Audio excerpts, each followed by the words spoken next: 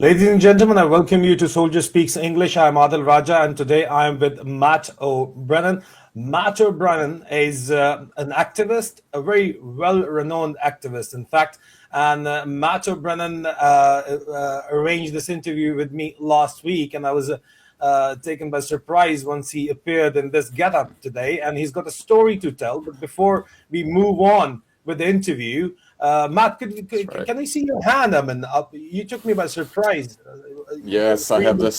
Yeah. I think this could be a good social media campaign for solidarity because the freedom of Imran Khan to me is the freedom of Pakistan. It's not him only that's in jail. It's like Assange. It's actually the will of the people, the democratic will of the people. He is the most popular, preferred prime minister. So it's really the whole of Pakistan that is in jail with him. And so we need to show solidarity. If Imran is blind in one eye, then the whole country is blind in one eye. So let's express that. So I have this eye patch I'm wearing today, and perhaps people can also try this. If you don't have an eye patch, you can also write on your hand and Matt, take a picture for social media and share this as a way to show solidarity. well, Matt, I'm impressed. Not only impressed, but at the same time, I've got this. I'm sad in a way as well. But before I Yeah, ask the sad yeah, question, why am I sad? Obviously, yeah. because of Imran Khan. But uh, Mm, looking at you, I'm a guy who's a UK citizen journalist and an activist, speaking up mm, so forcefully, so mm, passionately for mm, a mm. cricketing hero, for an international Yeah. legend, for a statesman, Imran Khan. Mm, And then on the other hand, once you look at the Pakistani cricket team, for example, they're mm, not even allowed to take the name of Imran Khan because the chairman of the Pakistan Cricket Board is a dictator's. He's been termed as a dictator's piss because he's related to the Pakistani de facto ruler, Field Marshal Asim Munir. So his name is mm, Mohsen, and he is he's the main bone of contention, and he alongside other people, they're the interlocutors or the power brokers right now. But because of mm, him, the Pakistani cricket team cannot even name Imran Khan and cannot speak up for Imran Khan, and they just mm. lost the match with India. And there was a survey in Pakistan, and Pakistan India matches and the rivalry is legendary. So there Yeah. was a survey by a pro-Pakistani establishment, pro-Pakistani regime journalist that what do you think is the biggest setback, Imran Khan's eye issue or Pakistan being defeated by India? 98% Pakistani voted and said that Imran Khan's eye issue is much bigger a setback than losing Wow. a match from India. And even Indian cricketers are speaking up for Imran Khan. But Pakistani cricketers, well, I feel ashamed. How Mm, as a UK citizen journalist, my question is, you mm, sitting in the UK, how do you view this approach by the Pakistani people or the Pakistani public or the Pakistani cricketers or the Pakistani notables in which they yeah. are showing this hypocritical attitude? What does it tell Mm, you about the national character of Pakistan once they cannot yeah. speak up to the national hero? Well, this is my question and comment. I would like you to respond, please. Well, that's the question, and I'm afraid to say that it brings disgrace. I don't mean to be judgmental. That's not the point. In the story of Yaqub and Yusuf, Yaqub actually forgives his sons for betraying their brother. And so I think that's important. Sorry, his vision. Just He like you, loses his you vision. were saying that you've been thrown in the dark just like Imran Khan, so now you're back That's on. right. Yeah, Yeah, go on, yeah. please. We had a lighting malfunction, but it might have been a divine intervention. So, Jakob, loses his one of his eyes for the grief, that he had felt for his son Yusuf. So, I think this is an important story, and that we're not here to judge the leadership. We're not here to judge Munir or the leadership, and I don't think that, from what I've heard, I don't believe Imran Khan has this attitude of seeking to have vengeance. I'll take this off for now. Um, but you can make your own at home. There we go. Maybe one of the cricketers can wear this at the match tomorrow. I would like to see if they can bowl with one eye, because here we have a legendary, as you say, bowler. You know, I grew up in New Zealand actually, and I knew the name Imran Khan. I mean, he won the World Cup. So for these bowlers, I'm sure they feel it in their heart, but I want to give them courage. I want to challenge them to show some solidarity. It's the only way. We cannot be intimidated. You have to live your principles. It's better to, you know, I don't want anybody to die, but it's, you know, metaphorically, it's better to die on your feet than to live on your stomach, as they say. And you know, so whatever way they can show solidarity, maybe wearing an eye patch. It doesn't even have to say the name Imran Khan, but maybe everybody going to the match can wear an eye patch. Maybe the bowler, I would love to see. Can you bowl with one eye? We have this great bowler who, imagine that, he's losing his eye. What a tragic way for this great athlete to end up such a disgrace. And yeah, unfortunately, it brings disgrace and instability upon Pakistan. It's not what we want, and I'm sure it's not what the leadership, the current leadership wants, really. So I think they need to, and it's great to see people out on the streets. It seems like this is a growing thing, and it's necessary because the will of the people, you know, he's favored 60 to 70% by most of the people there, still as the favored leader.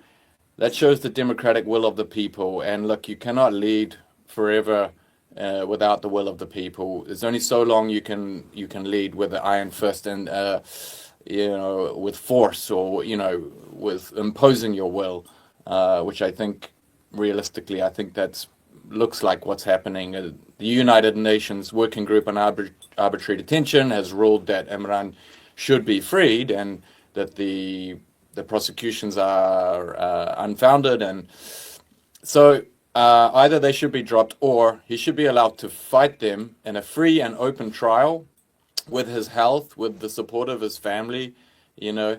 So if there are concerns for him to face, let him face them in a free and open court, because the UN has already ruled that he has not had that the trial has been, he hasn't had access to lawyers, he hasn't had witnesses able to speak. So I know you know all this, Adil, but yeah, for everyone out there, what I can tell you is that I've spoken to people in the last few days here in Bristol in the United Kingdom, and they know he's in jail. They know it's not right.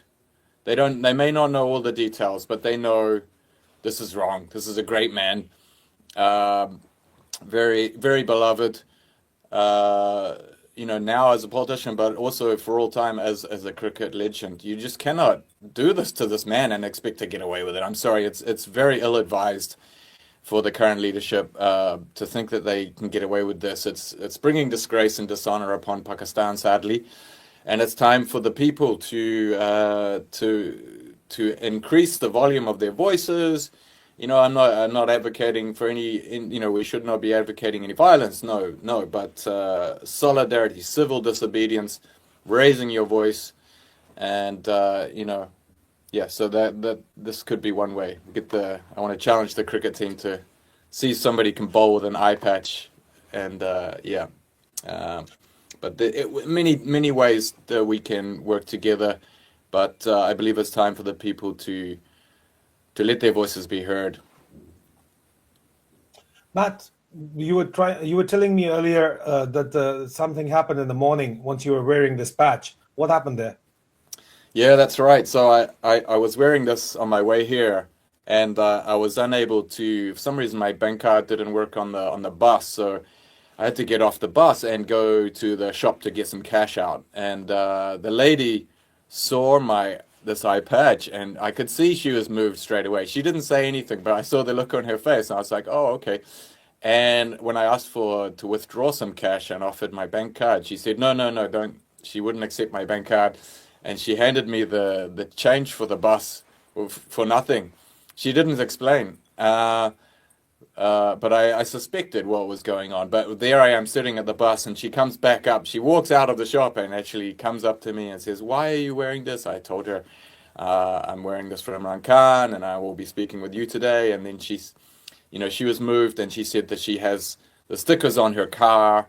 So this is someone in Bristol, and this happened purely by chance today. So this shows you the international solidarity and love that is there, and the concern for citizens around the world. So really, the leadership of Pakistan, I want you to be aware of this and do what's right for Pakistan. I know that the leadership of Pakistan cares about Pakistan, wants stability and prosperity for Pakistan. I'm afraid you cannot do that without showing basic decency and respect to Imran Khan, who is so beloved. He is just an icon. It is just very unwise to think that you can treat him in this way and that will go well for Pakistan. There needs to be an arrangement made where he can be free and healthy, and have the contact of his family, and be allowed to fight these any concerns about justice. Let him fight it in an open court. That's what people would want to see. So, Matt, why do you think the British government or the European Union are not proactively, demanding the Pakistani regime for the release or fair trial of Imran Khan in an open court? Rather, they are trying to, brush the Pakistani situation, the political situation, under the carpet.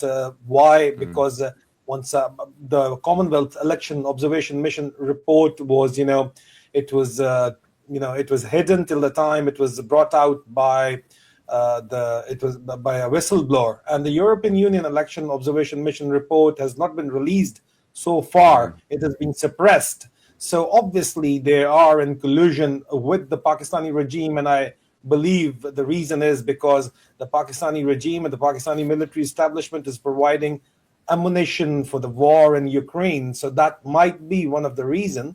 But do you think they should more proactively speak up for the human rights in Pakistan, and at the same time speak up for the free and open trial of Imran Khan?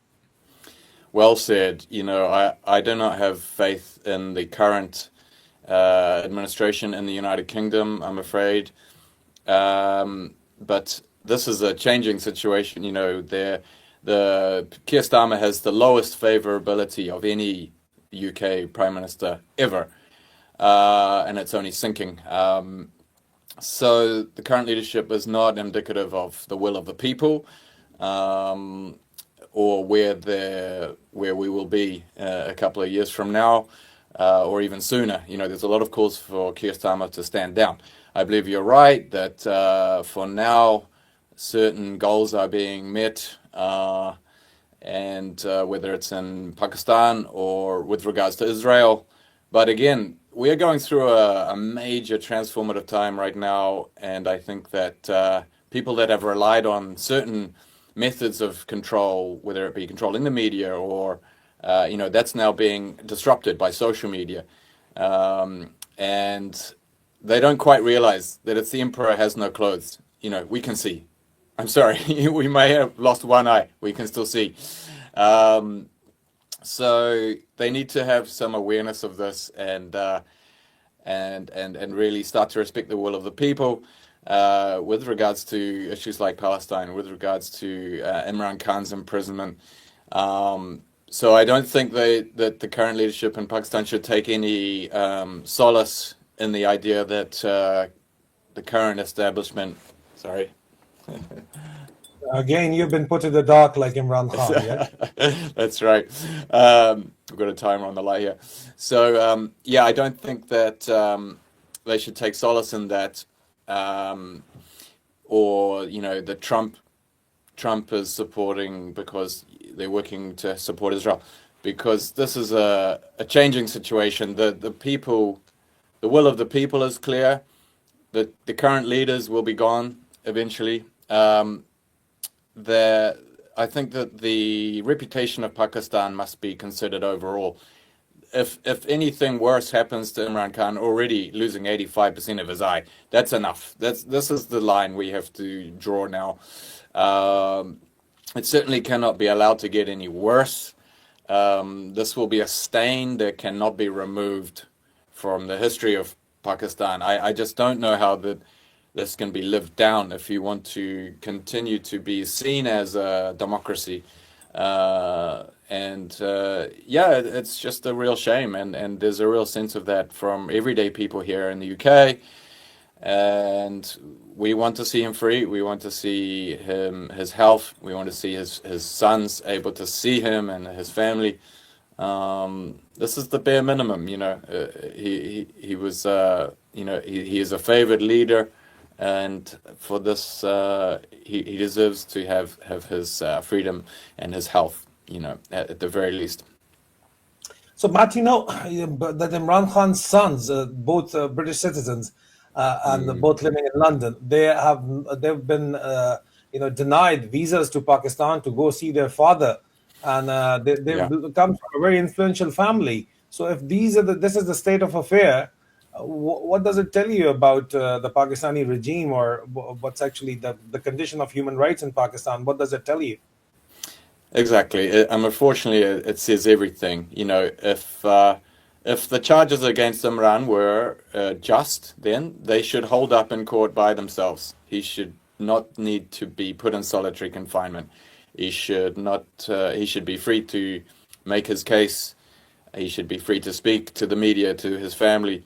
You know, and let the truth come out, and if there is something for him to answer for, let him answer for it, but give him the, you know, the UN working group has already ruled that he has not been given a fair trial, and so, you know, really all these charges should be dropped and he should be free. But if the leadership wants to continue, just let him fight properly, and yeah, the fact that he's not allowed to see his family shows to me that it's maybe there's another motivation, right? It shows it's not democratic, and it's yeah, it's not compassionate, and I think we need to see.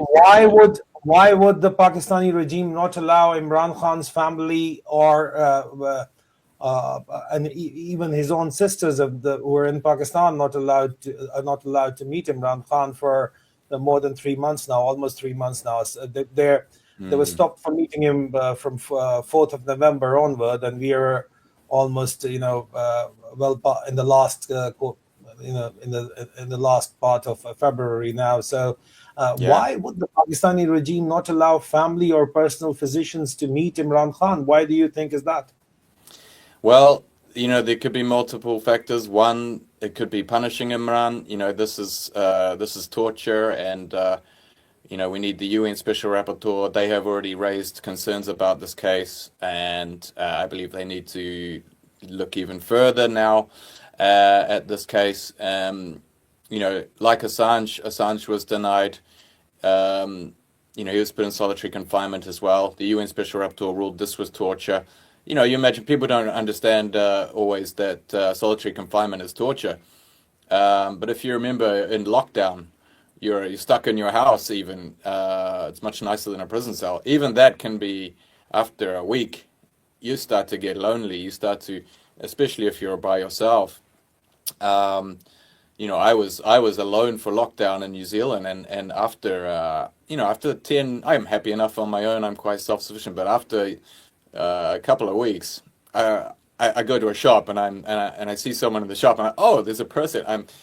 I get a it's if you're deprived of human contact, it's something quite it's so valuable to us. We are social creatures, you know. So you have that taken away. It's a psychological torture, which is not a light form of torture. There's the light again. Yeah, there you go. It is Bring the it is light a back. divine, I believe. Yeah, there is a sign there, I believe. What's going Um, on? I agree with you. So, what do you think the and Pakistani there is diaspora? Yeah, go There on, is one please. more thing I'll add to that, though. I think that obviously they may be concerned that his family arriving and seeing him will be a spectacle for the media, and will spread the reality of what's going on to the world. Um, so perhaps they think that by stopping this, they will reduce that. No, there's something called the Barbara Streisand effect, where you try to shut something down and it only draws more attention. Yeah. So I don't think this is a sustainable strategy. for the current leadership in Pakistan. I think that the will of the people is too strong. You see the people out on the streets blocking the highways yesterday. I think some civil disobedience might be necessary, perhaps, within reason. No destruction of, or harm to anybody. We need peaceful solidarity. But some civil disobedience might be necessary to reinstate the will of the people. I mean, they voted for, overwhelmingly, he is the favorable leader, and PTI got the most votes. We know this. So even with suppression. So, I think that once the will of the people is being disrespected in this way, then it's incumbent upon them to find creative ways to reinvoke their will, the will of the public, the democratic will. So yeah. So finally, what do you want the Pakistani diaspora to do under these circumstances? Like, I've not seen anyone in the Pakistani diaspora wearing this eye patch, which you're wearing, and it is such a powerful message. I mean, you don't have to protest at a central place. Even in people in Pakistan, if they're only wearing this patch and they're moving around in the daily commute, maybe, they are sending an extremely strong message. Or like what you've done to your hand. And if you can't put a patch on, you can do this with your hand. And if you're doing this, and if you're clicking yourself, taking a selfie, posting it on social media, and you're roaming around, this is an extremely powerful message. So other than this, what else would you want them to do in Pakistan and the Pakistani diaspora? What would you like them to do? Well, yeah, that's right. I would like people on social media to take a picture today, wear an eye patch, or cover your eye like this with the message on your hand. This is a way we can show solidarity together. People ask, what can I do? I'm one person. Well, everybody is just one person. Imran Khan is one person, but he's done a lot. And, Martin Luther King, he's one person. Now, I know these are special people, but we can all do something. So, actions of solidarity, spreading it on social media. Don't be afraid. It's time to speak up. Fear is the only way we can lose. There's too many people that care about this. We cannot lose if we do this together. And so, we need to. There's many ways. Like freeing Assange. It was activists on the street. It was taking pictures on social media and sharing them. It was lawyers. It was journalists. It was celebrities, footballers, and I think the cricketers. This is really important. The cricketers of Pakistan, because it's such a huge part of the identity of Pakistan. They have huge power, and I believe they must find a way to exercise that. I really implore them this week at the T20 World Cup to do something. If they can't use the name, wear an eye patch or a black line under the eye, perhaps, or something like this to show solidarity with the former great captain of Pakistan, who led Pakistan to the world, the championship.